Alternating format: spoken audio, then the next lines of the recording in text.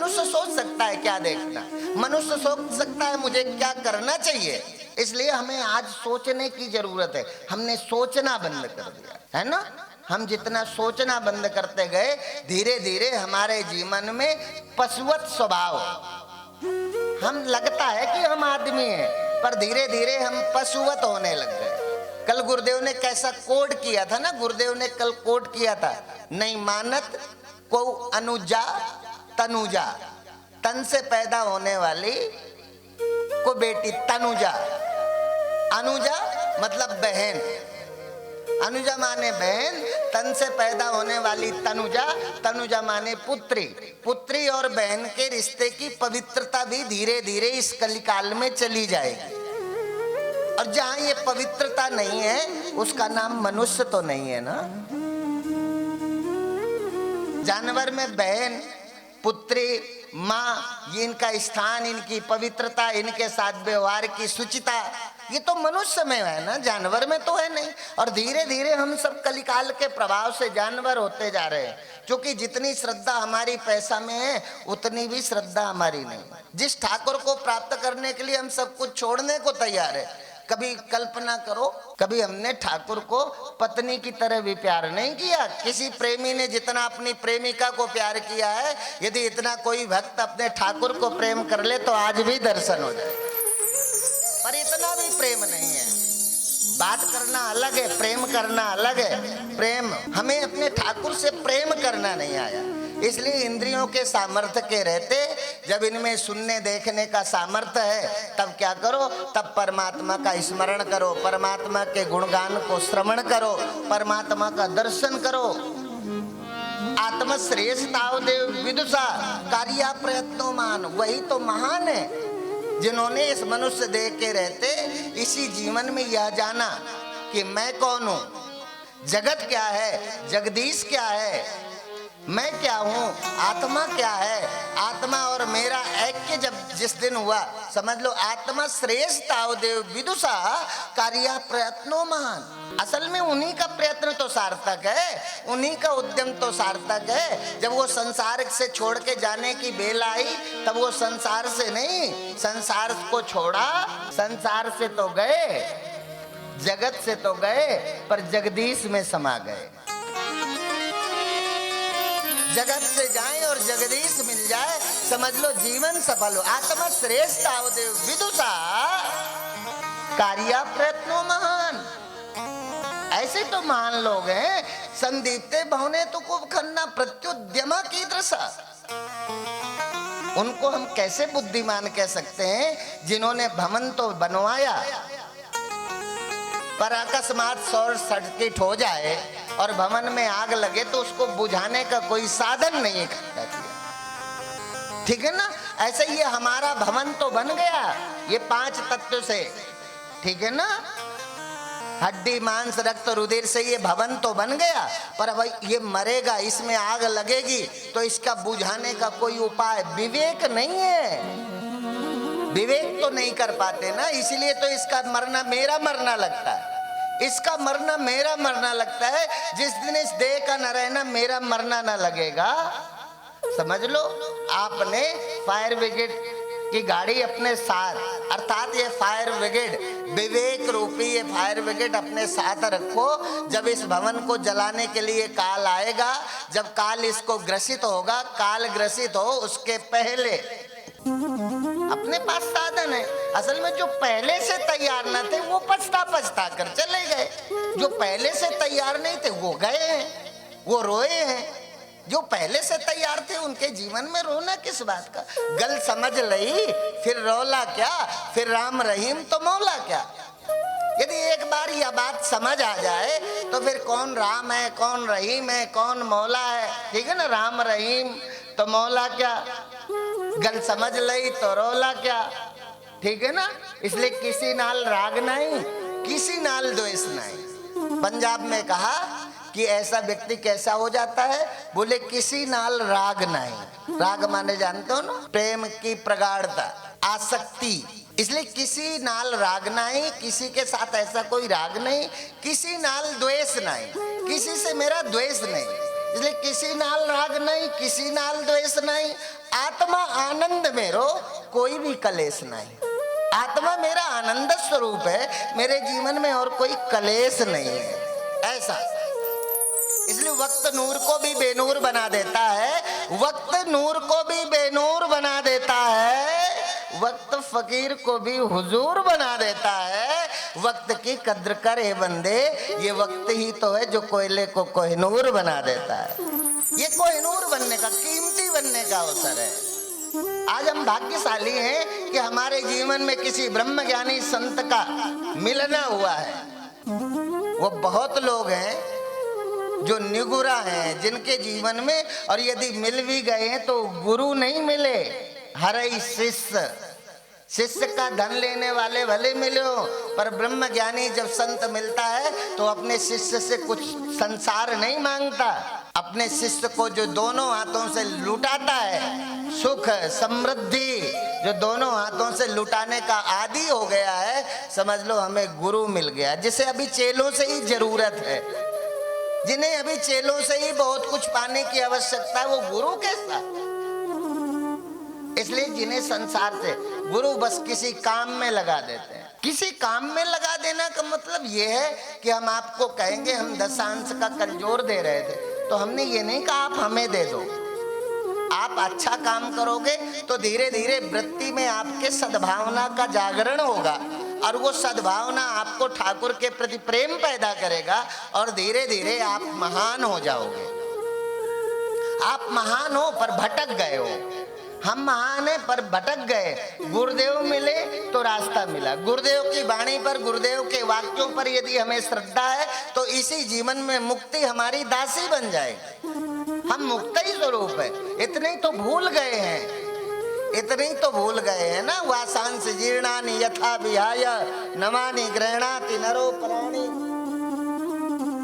तथा शरीराणि विहाय जीर्णान नन्यानि संयाति न मानते। इतना तो भूल गए हैं ना, इतना हमारी स्मृति से निकल गया है। कपड़ा बदलना नहीं भूले, कपड़ा बदलना। इसलिए जब नए कपड़े पहने तो प्रसन्नता हुई मन में, क्योंकि लगा पुराने छूटे नए मिले तो लगा हम उन्नत कर रहे हैं, प्रसन्न हुए, कुछ नया मिला ना। अब इतना धीरे धीरे किसी से अंतर देखो। हमारा क्या है कि कोई एक आदमी कहीं से आ जाए कहीं, इसका मतलब पता चलता है कि हम एकाग्र नहीं है। नहीं, गुब्बारा फूटा होगा यदि आवाज आई है, पर पीछे मुड़ के देखने के, ब्लास्ट तो हुआ नहीं, जान का कोई खतरा नहीं है, फिर भी एकाग्रता नहीं। हमारे जीवन में एकाग्रता की कमी है, हम एकाग्र नहीं होते।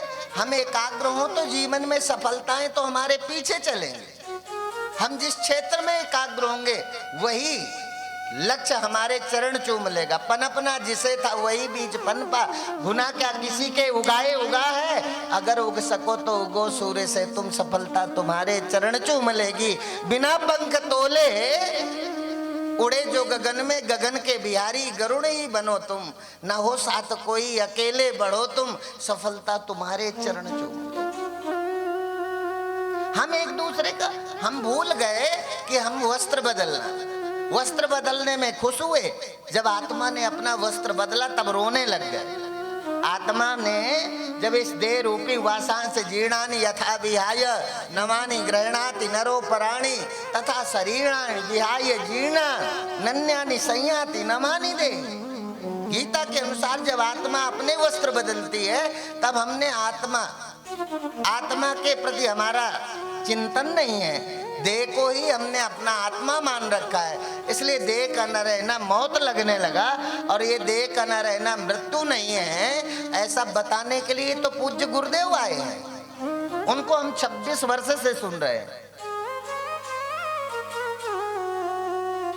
इसलिए गुरुदेव को इतना लगातार इस शहर के लोगों ने सुना, और गुरुदेव का सुनने वाला यदि मर गया तो मैं समझूंगा फिर उसने सुना नहीं है, केवल उपस्थित रहा है। गुरु की वाणी सुन लो और फिर मर जाओ। तुम्हें हम अमृत पिला दें घड़े से, घड़े का अमृत जो देवताओं को भगवान ने पिला दिया था।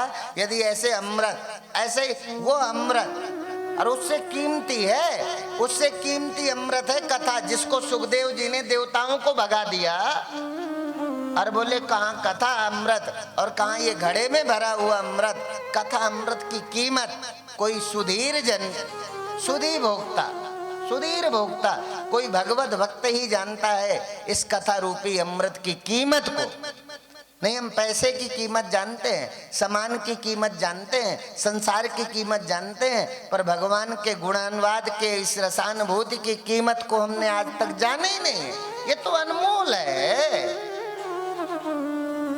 इसलिए धीरे धीरे यह कीमत नहीं पता, इसलिए परीक्षित है, उसको तो कीमत पता थी, क्योंकि उसको गर्भ में भगवान ने जिसकी रक्षा की हो, जिसका वंश पीढ़ी दर पीढ़ी जो भगवान की कृपा का अनुगामी रहा हो, ऐसा परिवार में जन्मा हुआ बालक परिकल काल के प्रभाव से एक ऋषि का अपमान कर बैठा।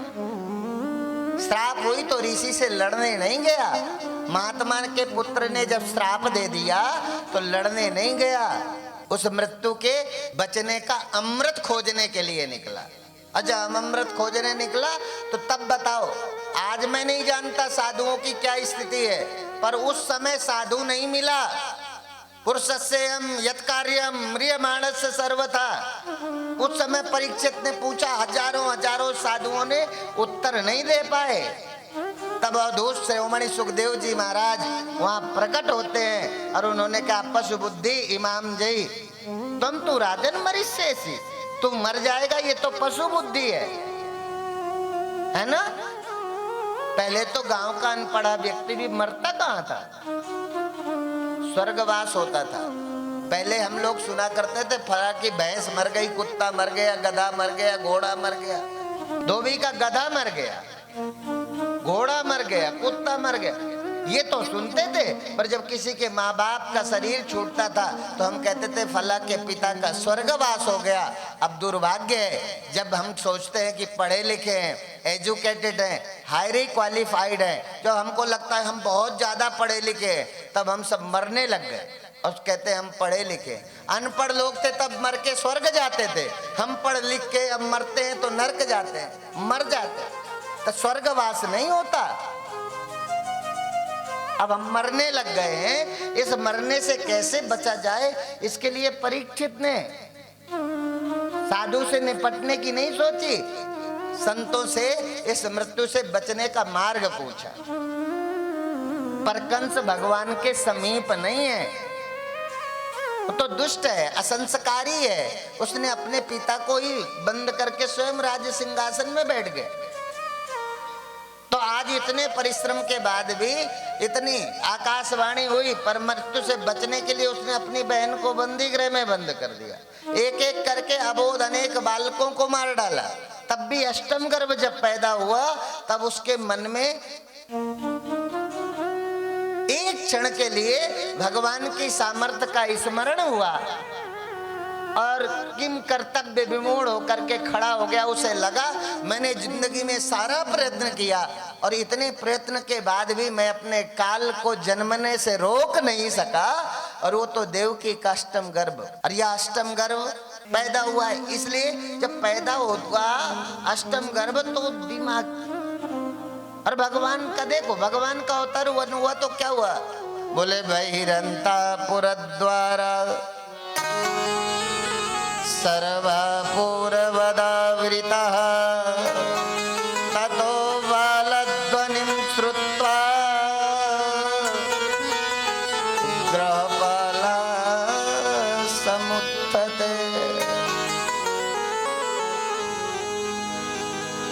आज वसुदेव जी नंद बाबा में नंद भवन में गए और नंद भवन में जाकर के नंद रानी के बगल में लेटी हुई कन्या को उठाया और अपने लाला को नंद रानी के बगल में लिटाए के जब वापस आए गए, और वापस आकर जब बंदी गृह में देवकी की गोद में नंद भवन से लाई हुई कन्या को रखा, और अंदर आते ही कन्या ने रुदन प्रारंभ किया, और जैसे कन्या ने रुदन प्रारंभ किया उस बंदी गृह के सारे दरवाजे बंद हो गए, खुली हुई हथकड़ियां दोबारा से देवकी और वसुदेव के लग गईं।